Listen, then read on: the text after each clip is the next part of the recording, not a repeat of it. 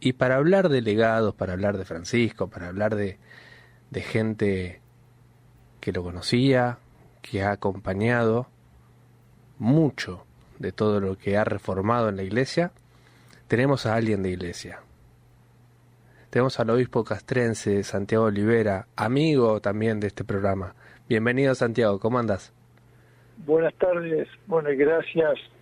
La verdad que me impactó lo que dijiste, el hombre más importante del mundo, y es argentino. Eso es increíble.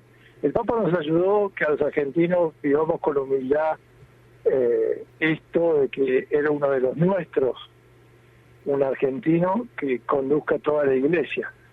Pero es así, con el tiempo esa figura se va a agrandar y vamos a ir conociendo su mensaje, sus enseñanzas. Y fundamentalmente vamos a ir, como decimos, asimilando y rumiando los numerosos gestos que de su propia palabra. Es que yo creo que algo que destacaba a Francisco no era solamente lo que decía, sino lo que hacía con lo que decía.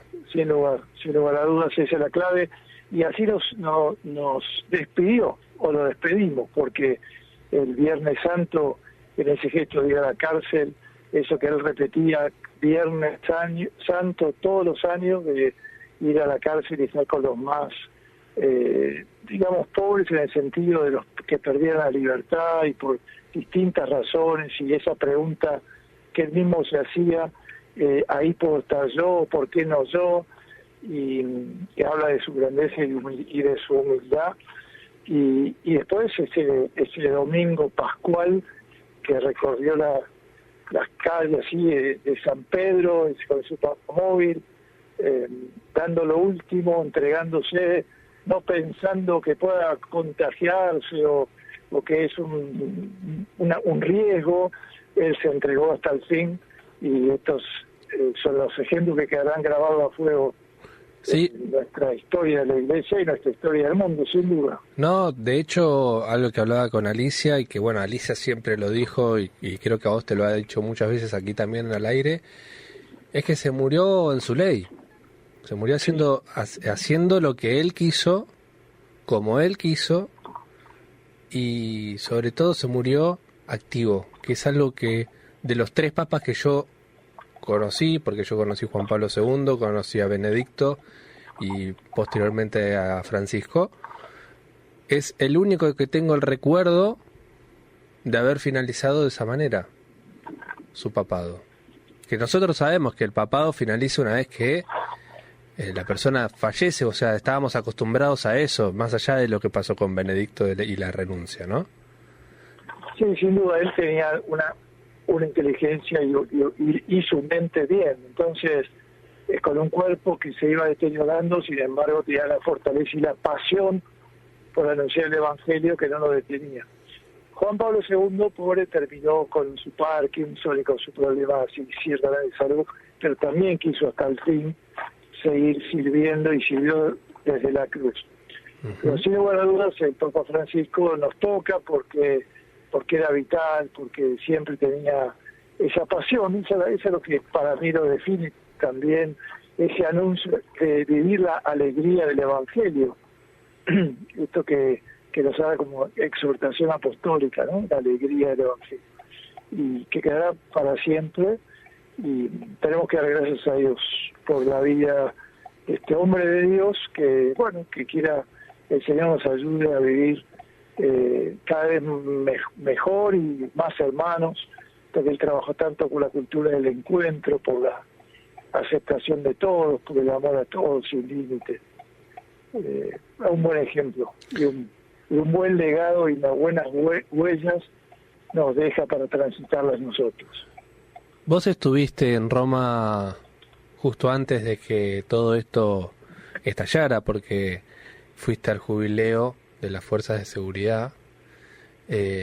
Todavía estamos dentro del año jubilar, y quería saber, ¿vos pudiste reencontrarte con él en este...? Sí, gracias a eso pude darlo en enero, porque tuve que viajar por el tema de la causa del venerable Enrique Yo, que está en camino y que iba a la Junta Médica, y entonces estuve con él y lo pude saludar, y después lo vi en febrero, ya ahí más lejos, en un día frío, en ese, como bien decía, en el jubileo de los militares y fuerzas de seguridad.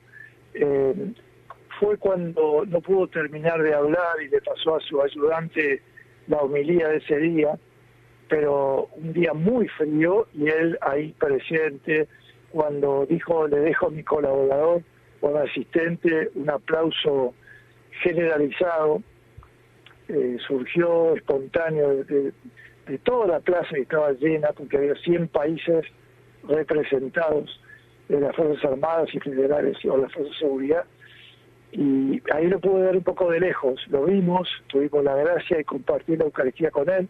Fue su última misa en el marco de los jubileos, porque ya después no la pudo celebrar más. Así que tenemos ese recuerdo y esa gratitud. Primero, la valoración de haber ido, porque era un día frío y sin embargo quiso estar.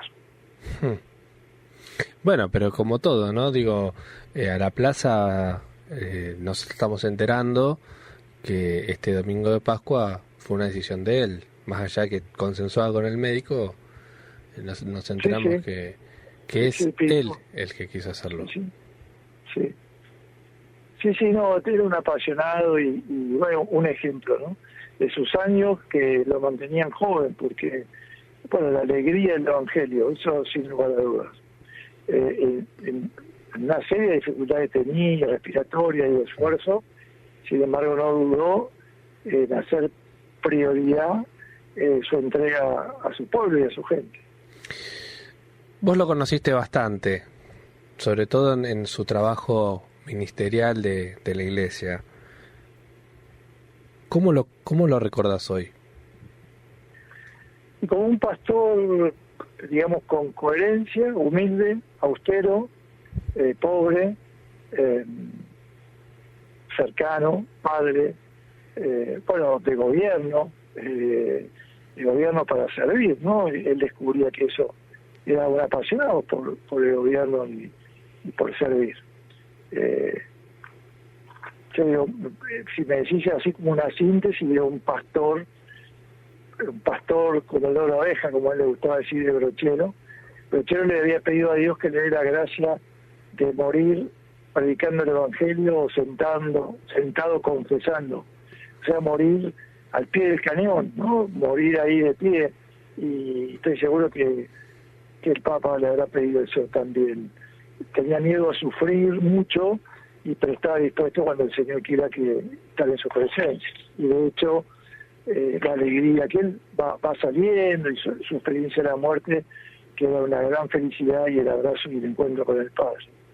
Así que es una muerte que nos duele, pero también nos renueva la esperanza, pues es una muerte que nos duele, pero a la vez es sereno, es una muerte que une, porque me parece que aquí en Argentina yo siento que sentimos todos lo que pasó cuando fue elegido Papa, pero con mayor humildad, con mayor hondura, pero nos sentimos todos muy unidos, y porque muchos se sintieron incluidos por él, no una iglesia que era para todos, un Dios que ama siempre y a todos, y él encarnó esta realidad, y me parece que más allá de algunas miradas políticas que algunos quieren hacer o bajarlo al barro de nuestra política nacional, que puede ser que tenga una mirada, que haya tenido una mirada más particular, más en el orden social o popular, podríamos decir, sin populismo. Popular en el mejor de los sentidos, pero creo que nos ha unido a todos y nos conmueve a todos. Sí. Yo no me olvido jamás del 13 de marzo porque fue un día que me acuerdo que era medio fresquito también acá en Buenos Aires, y estaba frente a la pantalla mirando uno de los canales líderes que después corrió sobre todo el mundo, la impresión de Julio Bazán. Estaba mirando el final de lo que había sido la elección del cónclave, cuando dan la fumata blanca. Yo llego a mi casa, mi mamá me dice: sentate que ya pues están por anunciarlo.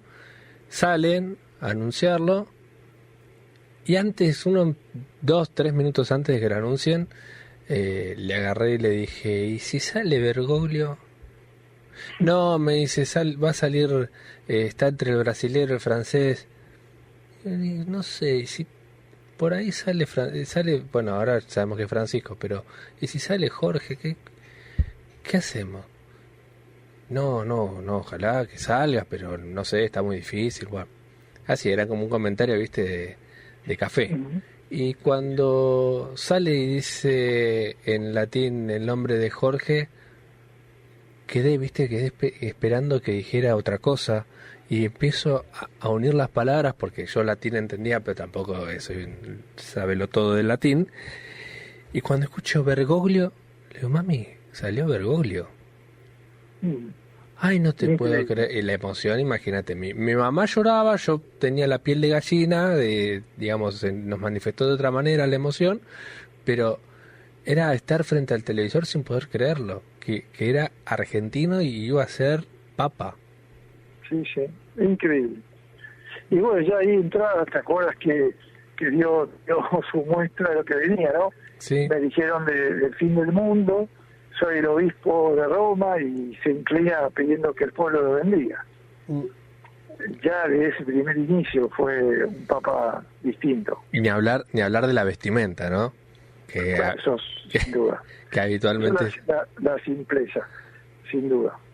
¿Vos dónde estabas ese 13 de marzo? Estaba en Córdoba, mi diócesis, estaba en Villa Dolores, estaba en Ujú. el seminario de mi diócesis allí, en Las Tapias, y fuimos a la parroquia del pueblo, digamos, de Villa Dolores, a celebrar la Eucaristía con los seminaristas, con la gente, e impresionados, realmente. Sí, para mí fue un momento que marcó la historia y bueno, esto ni hablar, ¿no? Porque ayer justamente repasaba una serie porque viste, esto cuando pasa empiezan a saltar todos los videos, fotos, escritos, empiezan a ser ya más destacados de lo que ya eran, porque lo fueron siempre, pero creo que con la muerte de él se profundiza mucho más esto. Y había una nota que estaba haciendo una entrevista de las últimas entrevistas que hizo, en donde él le dice, sí, yo cambié el protocolo. Y se reían, ¿viste? Dice, y lo voy a estrenar. Sí, sí, O sea, tal cual. no tenía pensado renunciar, ¿viste? Ahí ya te daba la pauta de todo lo que se estaba diciendo, eran boludeces. Ujú. Era, Sí, sí, no. Yo siempre pensé que no iba a renunciar, pero por su personalidad también, su claro. gran capacidad y su personalidad. ¿Vos tenés recuerdos de él acá en Argentina que vengan a tu mente ahora y que quieras compartirnos? Sí, yo tengo muchos, primero porque su hermana, que él quería mucho, Marta Bergoglio, vivía en mi pueblo, en Ituzaingó. Después esa querida hermana suya murió, pero que también tenía una personalidad muy parecida al padre Jorge. Una mujer de buen sentido, apasionada por el Evangelio, también con armas de barro, digamos, ¿no? Una mujer con autoridad, una mujer muy de Dios, también amante de los pobres, trabajaba. Y bueno, conocía porque yo era sacerdote en Morón y además estudiamos mi primer año de seminario de Colegio Máximo, donde él era el rector. Uh-huh. Y después compartimos ministerio en Morones, con Urbano, muy cerca de Buenos Aires, y después fui yo vicario general 24 años en Morón y obispo en Cruz del Eje, entonces compartimos el tiempo. Cuando yo era a Morón, más de una vez teníamos contacto, o ha venido él a Morón a ver a Monzón Laguna en tren, caminando, y después en Cruz del Eje, cuando yo fui hecho obispo, hace 17 años, compartíamos el episcopado, digamos, los dos, él en Buenos Aires y yo en Cruz del Eje, pero nos veíamos, era un hombre de consulta, yo venía bastante a Buenos Aires y charlábamos, y después también nos unió más, digamos, todo el tema de la causa de Brochero, yo lo tenía siempre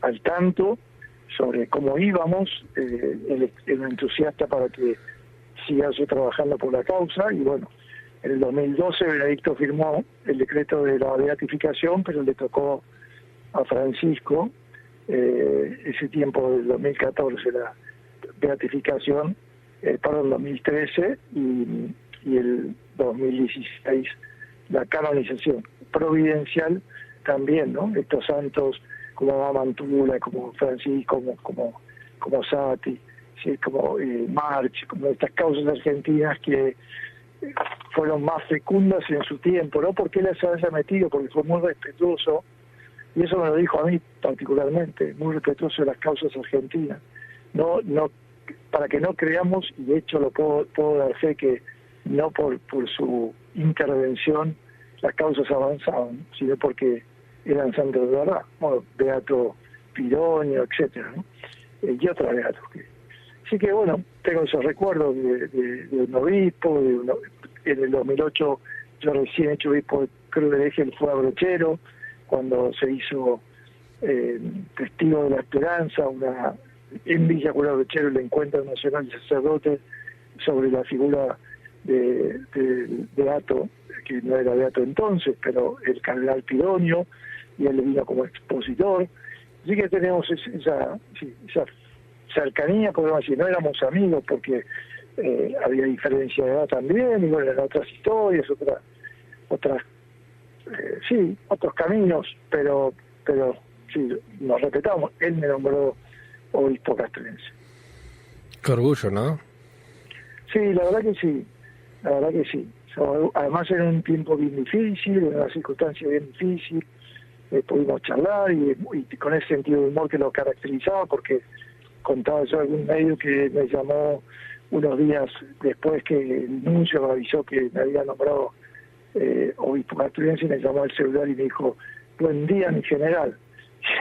No, es mucho que me toma el pelo, y digo, bueno, me llamaba para que vaya también a Roma y poder conversar y poder charlar, y fue muy bueno porque recibí de él sus consejos y lo que él quería también en este nuevo tiempo para el obispado, que es un complejo obispado que durante mucho tiempo al mundo militar se lo castigó, que hoy algunos medios o algún periodista con desconocimiento e ignorancia intenta poner todo en la misma bolsa y cada tula mal. El Papa Francisco valoró, y además el Papa Francisco fue 1 año y meses administrador apostólico del obispado castrense.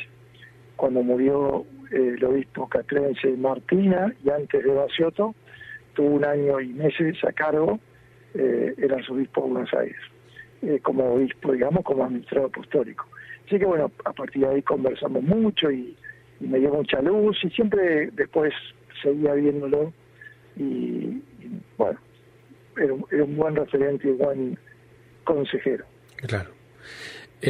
Sos una persona que, bueno, hace un rato la nombraste, sabe mucho sobre la causa de los santos. Y yo ayer me preguntaba a algunos que han hablado aquí, amigos, si sentían que Francisco iba a ser santo. Ahora te lo pregunto a vos, con tu conocimiento en el área y con la fe que tenemos de que todos queremos que sea santo, pero es un proceso largo. Es un proceso largo y me parece que tiene que pasar tiempo, pero no hay que olvidarse que Francisco habló una exhortación apostólica sobre la santidad, Gaudete exultate, gozate y exulte, y hablaba de los santos de la puerta de al lado. Y después tenemos hoy una imagen de la santidad mucho más cercana, porque los santos, muchos de nosotros conocemos santos. Vos antes dijiste que conocías a Juan Pablo II, y obviamente y la Madre Teresa y el cardenal Pironio, y podemos seguir santos medios actuales. La santidad es dejar obrar a Dios en la vida, y sin duda Francisco lo hizo. La santidad no es ser impecable, digamos, inmaculados, porque solo inmaculada fue la Santísima Virgen. Así que sin duda que lo podrá hacer, pero creo que es lo que podemos decir sin equivocarnos, es el santo de la puerta al lado. Es aquel que comparte nuestra vida con sus límites, porque él mismo nos manifestaba sus miserias, sus pecados. Él quería también, en la línea de los signos, lo hemos visto, vimos fotografías arrodillado en un confesionario, para mostrar que también se confesaba y dándose el ejemplo a todos de humildad y también de acoger la misericordia de Dios. En un año jubilar como estamos, es una buena posibilidad que honremos y sigamos la huella de Francisco, reconciliándonos con Dios, porque el año jubilar es un año de júbilo y de gracia y de misericordia, y entonces me parece que podrá ser, pero creo que es importante que pase tiempo y que no haya pasiones y miradas humanas, aunque tengamos, uno piensa en San Pablo, uno piensa en San Agustín, y tantos hombres y mujeres que, bueno, que son santos y que, como digo, no son inmaculados. Hoy la imagen de la santidad es bien distinta, Claro. pero nos habla de la presencia en el cielo y como modelo, así que hoy no lo sabería yo decir, tampoco es necesario que todos sean canonizados, pero sí todos debemos ser santos porque esa es nuestra vocación. Claro, claro. Claro, porque aparte entiendo que el Papa que viene, porque todavía esto para que se pueda dar, tiene que haber un Papa, tiene que haber alguien adelante de la Iglesia Católica, porque si no, Sí. es imposible. De hecho, este fin de semana se iba a santificar a Carlo Acutis, Claro. y eso se frenó por la muerte de Francisco. Por más que esté el Carmalengo, pero no tiene la Solo potestad. las canonizaciones que hace el Santo Padre. Claro, claro, claro. Sí, hay un término canónico, ¿no? Los 5 años que hay que esperar después de su muerte. Y mira, yo creo que no tenemos más que eso. Bueno, cuando fue la muerte de Juan Pablo II, decían santo súbito, ¿no? Como diciendo santo rápido. Pero y ahí se permitió, se adelantó los procesos de los tiempos. Pero me parece que es bueno para sacar de toda pasión y objetivar. Y bueno, dejar pasar tiempo. Pero él quiso responder a la vocación de la santidad, me parece eso que es verdad, y porque el Concilio Vaticano II, que él quiso plasmar y vivir, la Constitución Apostólica nos habla de una esencia de la vocación universal de la santidad, y todos estamos llamados por nuestro bautismo. Así que yo creo que podemos pedirle que gracias, que interceda, pero bueno, lo que la Iglesia diga habrá que esperar y no adelantarnos a los tiempos. Ahora, ya acá te pido una opinión más que algo objetivo, habiéndolo conocido, siendo parte de un ministerio con él, y habiendo tenido ese honor de haber sido nombrado obispo por él como papa, ¿vos crees que es una de las personas más parecidas a Jesús que hubo este último tiempo como en la Iglesia? Yo digo, hemos tenido papas extraordinarios de hace tiempo. Me parece que uno piensa en San Pablo VI, bueno, ni hablar San Juan XXIII, el beato Juan Pablo I. Me parece que nosotros, en nuestra generación, de nuestro tiempo, también los que yo tengo ya 66 años y hemos vivido papas de lujo. El propio mismo Benedicto, ¿no? De esa grandeza, con humildad, sencillez, con esa timidez que tenía, decir no tengo fuerza de seguir y dar esa lección de humildad también, porque gracias a Benedicto también tuvimos a Francisco, porque Benedicto vivió mucho tiempo y el Papa Francisco fue creciendo también. Si Benedicto no hubiera dado el paso al costado diciendo otro tiene que venir con fuerza y que continúe la obra, así que yo creo que tuvimos mucha gente muy parecida a Jesús. Y después en nuestras comunidades, en nuestros lugares, yo tengo la gracia de conocer mucha gente santa. Pero como digo, esta imagen de la santidad, ¿no? Que son hombres y mujeres con fragilidades, con debilidades, con luces, con virtudes, y él es sin duda un hombre que ha vivido con esta coherencia y con este deseo de mostrar el rostro de Dios que Jesús le había enseñado. Eso sin duda. Pero sería injusto si digo, el más. Yo creo que he conocido, por gracia a Dios, muchos hombres de Dios que nos mostraban el rostro y nos muestran hoy también el rostro de Jesús. Qué interesante.